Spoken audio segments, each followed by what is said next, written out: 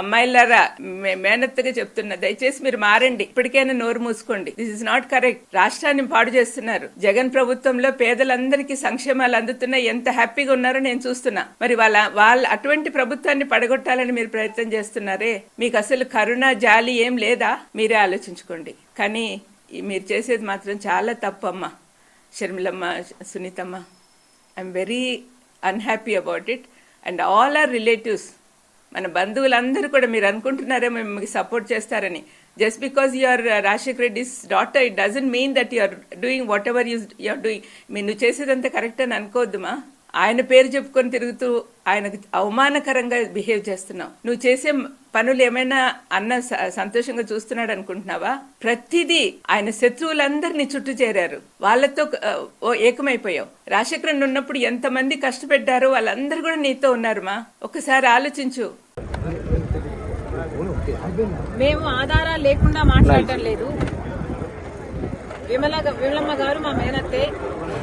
కానీ మేము చేస్తున్న ఏమైతే మాట్లాడుతున్నామో వివేకానంద రెడ్డి గారి హత్య విషయంలో మేము ఆధారాలు లేకుండా మాట్లాడటం లేదు. ఏమైతే సిబిఐ చెప్తుందో అవే ఆధారాలు ఉన్నాయి అని మేము మాత్రమే ఎత్తి చూపుతున్నాము.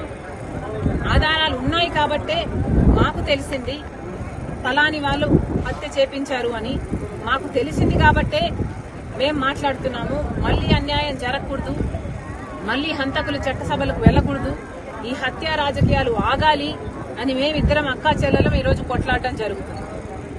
విమలమ్మ గారి కొడుకుకి జగన్మోహన్ రెడ్డి గారు వర్క్స్ ఇవ్వడం జరిగింది, ఆర్థికంగా వాళ్ళు బలపడడం జరిగింది కాబట్టే ఈరోజు విమలమ్మ గారు ఆ విషయాన్ని గుర్తుపెట్టుకున్నారు. కానీ చనిపోయింది సొంత అన్నని వివేకానంద రెడ్డి గారు తనకు ఎంత చేశారో అన్న విషయము విమలమ్మ గారు మర్చిపోయినట్టున్నారు. వయసులో పెద్దపడ్డారు, వయసు వచ్చింది, మర్చిపోవడం సహజమే, మర్చిపోయినట్టున్నారు. అందులో ఎండాకాలం కాబట్టి ఇలాంటి మాటలు మాట్లాడుతున్నారు. Please thank you. మా ఇంటి ఆడపడుచులు, వైఎస్ కుటుంబ ఆడపడుచులు మా కుటుంబ గౌరవాన్ని రోడ్డు మీదకి వేస్తున్నారండి. నేను కూడా ఆ ఇంటి ఆడపడుచునే కాబట్టి I have to defend my family. నా ఫ్యామిలీని ఇంత అన్యాయంగా ఇట్లా మాట్లాడుతుంటే భరించలేకపోతున్నామండి. అందుకనే కొన్ని విషయాలు మీ ద్వారా వాళ్ళకి చెప్దామని ఆలోచనతో నేను మీ ముందుకు వచ్చాను. ఇక్కడ నిన్న రాత్రి నేను ఒక వీడియో చూస్తా ఉన్నాను, వీడియో క్లిప్పింగ్ ఫ్రమ్ పులివెందుల. అక్కడ మా షర్మిలమ్మ కొంగు పట్టుకొని ఓట్స్ అడుగుతుందండి. ఈ పాలిటిక్స్లో సెంటిమెంటు ఈ కొంగులు పట్టుకొని అడగడం వల్ల గెలవగలిగితే మరి లీడర్షిప్ క్వాలిటీ ఎక్కడుందండి? అక్కడ మాటకు ముందు వైఎస్ రాజశేఖర రెడ్డి కుమార్తెనో అంటుంది. రాజశేఖర రెడ్డి అన్న ఉంటే కన్నా ఇలాగ చేసేవాడా? ఒక లీడర్కు ఉండాల్సిన లక్షణాలు ఏమున్నాయండి? అనవసరంగా అవినాష్ని దినమంతా హత్య చేసినాడు అని చూసినారా వాళ్ళు హత్య చేసినట్లు? ఎవరు వాళ్ళకి ప్రూఫ్ చూపించారండి? ఎవరైతే హత్య చేశాడో వాడేమో బయట తిరుగుతున్నాడు. వాడు చెప్పిన మాటలు నమ్మి వీళ్ళు డిసైడ్ చేసేస్తారా? వాళ్ళేనా డిసైడ్ చేసేవాళ్ళు? మరి జడ్జిలు, కోర్టులు ఎందుకండి? ఆ చిన్న పిల్లోడు వీళ్ళకంటే 10 ఏళ్ళు చిన్నోడు. అటువంటి వాడిని జీవితం అంతా నాశనం చేస్తున్నారు ఈ ఆడపిల్లలు ఇద్దరు. కొంచెమన్నా ఎంపతి ఉండాలండి. వాళ్ళలాంటి పిల్లోడే కదా, మా ఇంట్లో పిల్లోడే అబ్బాయి కూడా. మరి వాళ్లకు పిల్లలు ఉన్నారు, వాళ్ళ జీవితం అంతా ఎంత పాడు చేస్తున్నదో ఒకసారి షర్మిలమ్మ గారిని, సునీతమ్మ గారిని ఆలోచిస్తే వాళ్ళకి అర్థమవుతుంది. చంపినోళ్ళు మేము బయట తిరుగుతున్నారు, అనవసరంగా వాళ్లకు బెయిల్ ఇవ్వమని వాళ్ళ కోసం సుప్రీంకోర్టుకి వెళ్తున్నారు. కానీ ఏ పాపం చేయని మా భాస్కరన్ ఏమో సంవత్సరం నుంచి జైల్లో ఉన్నాడు, అవినాష్కేమో బెయిల్ రద్దు చేయాలని వీళ్ళు తిరుగుతున్నారు. ఇదేం న్యాయం అండి? వింటున్న మీరన్నా చెప్పండి. మరి మా ఇంట్లో పాప ఇట్లా తయారైందంటే చాలా బాధగా ఉంది. జగనన్నను కూడా ఇంక్లూడ్ చేస్తూ ఉంది. సొంత అన్నయ్యను మామూలుగా శత్రువులందరూ ఒకటయ్యి మన మీద అటాక్ వస్తే మనం ఏం చేస్తాము, ఇంట్లో వాళ్ళందరూ ఒకటవుతాం మనలో ఉన్న విభేదాలన్నీ పక్కన పెట్టేసి. కానీ దీనికి ప్రకృతి సిద్ధంగా లేదండి. ఇక్కడ అన్ని వ్యతిరేకంగానే ఉన్నాయి. అబద్ధాల జనకుడైన అపవాది కోరల్లో చిక్కుకోయినున్నారు ఈ అమ్మాయిలిద్దరూ. చాలా బాధాకరం అండి. రాత్రి నేను వీడియో చూస్తుంటే బీపీ సడన్గా రేజ్ అయిపోయింది. ఎంతమందికి అలా ఉన్నదో పరిస్థితి నాకు తెలియదు. మా కుటుంబాన్ని రాజశేఖరన్ కానీ వివేకమన్నన్ కానీ ప్రేమించే వాళ్ళు ఎంతమంది ఉన్నారు. రాజశేఖరన్ ఇప్పటికి కూడా కోట్లాది మంది మనసులో పెట్టుకొని ఆరాధిస్తున్నారు. నేను మీటింగ్స్కి వెళ్ళినప్పుడంతా ఎంత ప్రేమగా నన్ను ఆహ్వానిస్తారు. It's because of him only. మరి వివేకమన్నన్ చంపిన వాళ్ళు వివేకమన్న నాకు క్లోజ్ కాదా? ఒకగానొక చెల్లెల్ని నన్ను నెత్తిన పెట్టుకొని చూసుకునేవాడు. వాళ్ళిద్దరికి ఉన్న ప్రేమ కంటే నా ప్రేమ ఎక్కువ అండి. నేను గట్టిగా చెప్పగలను. వివేకమన్న అంటే నాకు చాలా ఇష్టం. మరి నాకు బాధగా ఉండదా?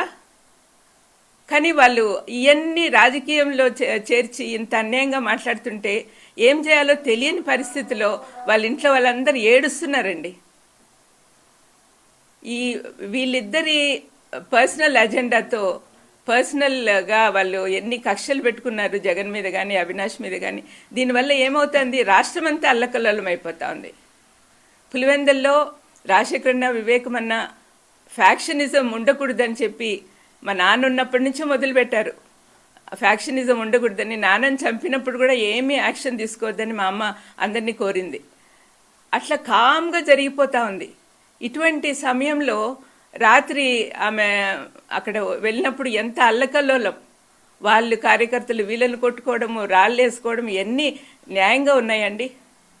సమాధానంగా శాంతి సమాధానాలతో ఉన్న వాళ్ళని ఇట్లా అల్లరి పెట్టడం ఎంత మాత్రం సమంజసం? ఇవన్నీ కూడా అండి దయచేసి వాళ్ళు చూస్తే ఆమెను మార్చే శక్తి మాకు లేదని వాళ్ళ అమ్మ కూడా వెళ్ళిపోయింది అమెరికాకు. ఇంకా మిగతా పెద్దోళ్ళు నాతో పాటు తమ్ముళ్ళు కానీ మా పెద్ద వదిన కానీ వీళ్ళందరూ కూడా మాట్లాడడానికి అశక్తులుగా ఉన్నారు. ఎందుకంటే ఎట్లా చెప్పిన మాట వినదు, ఎందుకులే అన్నట్టుగా. కానీ దీనివల్ల రాష్ట్రం నాశనం అయిపోతుంది. ప్రజలంతా బాధపడుతున్నారు. నేను ఎప్పుడు పేదోళ్ళ పక్కన తిరుగుతూ ఉంటానండి, పేదోళ్ళ మధ్యలో. వాళ్ళ బాధలు చూశాను నేను. వాళ్ళు ఎంత కష్టపడుతున్నారో చూశాను. ఈ 5 సంవత్సరాల నుంచి కోవిడ్ టైంలో కానీ కోవిడ్ తర్వాత కానీ ప్రజలు ఎంత ధైర్యంగా నిద్రపోతున్నారంటే అది కేవలం జగన్ ప్రభుత్వం వల్లనే. మరి ఇలాంటప్పుడు ఈ పిల్లలు ఇద్దరు వచ్చి ఇంత నాశనం చేస్తుంటే శత్రువులతో ఒకటయ్యి ఎంత బాధగా ఉంటుందో మీరే ఆలోచించండి. అజెండా ఏముందండి? వాళ్ళు శత్రువుల చేతుల్లో కీలుబొమ్మలు అయిపోయారు. అంతకంటే వేరే అజెండా లేదు. వాళ్ళకి డబ్బులు బాగా ఇస్తా ఉన్నారు అన్నారో అనుకుంటున్నారో, లేకపోతే పదవులు ఇస్తామంటున్నారో, లేకపోతే ఇంకా ఏం చేస్తున్నారో నాకైతే తెలియదు. కానీ వరల్డ్లీ బెనిఫిట్సే వాళ్ళు కోరుకుంటున్నారు. జగన్ సీఎం అయినప్పటి నుంచి బంధువుల రికమెండేషన్లు పెద్దగా పట్టించుకోడే. ముందు నుంచి చెప్పినాడు మాకు, మీరు బంధువులు ఇంటర్ఫియర్ కావద్దండి, నాకు మొహమాట పెట్టద్దండి, నాకు మా ఆఫీసర్లు, మా మినిస్టర్లు, మా ఎమ్మెల్యేలు వాళ్ళు ఎట్లా చెప్తే అట్లా పోదాము అన్నట్టుగా చెప్పాడు. అందుకని వాళ్ళకి పనులు కావట్లేదని కోపం పెట్టుకున్నారు. అందరికీ పదవులు కావాలండి, అందరికీ పదవులు కావాలా? పదవులు లేకుండా మనం దేవుని సేవ కానీ ప్రజల సేవ కానీ చేయలేమా? అదే ప్రాబ్లం వచ్చిందండి. ఎందుకంటే వాళ్ళు పర్సనల్గా ఏంటంటే ఆ ఏరియాలో అవినాష్ బాగా పైకి వస్తున్నాడని వాళ్ళు తట్టుకోలేకున్నారు. యాక్చువల్గా వివేకమన్న లాస్ట్ రోజు అర్ధరాత్రి వరకు కూడా అవినాష్ గెలవాలి, అవినాష్ ఎంపీ అవ్వాలి, ఆ అబ్బాయి బాగా పనిచేస్తున్నాడు, బాగా హెల్ప్ఫుల్గా ఉన్నాడు జగన్కి అనే ఆలోచన వివేకమన్న కలిగి ఉన్నాడు. కానీ మరి వాళ్ళ కూతురు అల్లుడు కలిగి ఉన్నారో లేదో నాకు తెలియదు. అంటే మాకు వివేకమన్న దగ్గర ఎట్లా అంటే ఆయన చాలా సౌమ్యుడు కాబట్టి ఏదైనా పని ఉంటే ఆయన తీసుకొని పోయి చేపించుకొని వచ్చేవాళ్ళం. ఇప్పుడు అట్లా పలికే వాళ్ళు లేరని వాళ్ళకి బాధ. అంటే న్యాయంగా లేకపోయినా కూడా తను చేసేవాడు అనమాట, అంటే మన వాళ్ళు అన్నట్టుగా. అటువంటి ఫీలింగ్ వాళ్ళకు అంత కాన్ఫిడెన్స్ లేదేమో. మరి నా పర్సనల్ వ్యూ ఏంటంటే అండి, ప్రస్తుత ప్రభుత్వం కొనసాగాలి. వైఎస్ఆర్ కొడుకు ఒక పక్క, కూతురు ఒక పక్క ఉన్నారు. కూతురుకు వేసే ప్రతి ఓటు శత్రువులకు పోతుంది. వాళ్ళు ఎట్లాగో ఎవరు సీఎం అవ్వరు. మరి సీఎం కావలసిన జగన్కి మీరు సపోర్ట్ చేస్తే తప్పనిసరిగా మన ప్రాంతమే కాకుండా రాష్ట్రం అంతా అభివృద్ధి పొందుతుంది. కాబట్టి మీరు జాగ్రత్తగా ఆలోచించండి. ఏది మంచో ఏది చెడో మీకే తెలుస్తుంది. పులివెందుల ప్రజలు, కడప ప్రజలందరూ కూడా మనసు పెట్టి ఆలోచించండి. వీళ్ళు ఏదో సెంటిమెంట్ కోసం పోయి కొంగులు చాపి ఓట్లు అడిగినంత మాత్రాన మీరు కరిగిపోతారా? ఆ సెంటిమెంట్ మిమ్మల్ని రాష్ట్రం ఏలేదానికి సహాయం చేస్తుందా? దయచేసి మీరు ఆలోచించండి. అందరూ అవినాష్కు, జగన్కు ఓటేయమని మీకు అందరికి కూడా విన్నపం చేసుకుంటున్నానండి.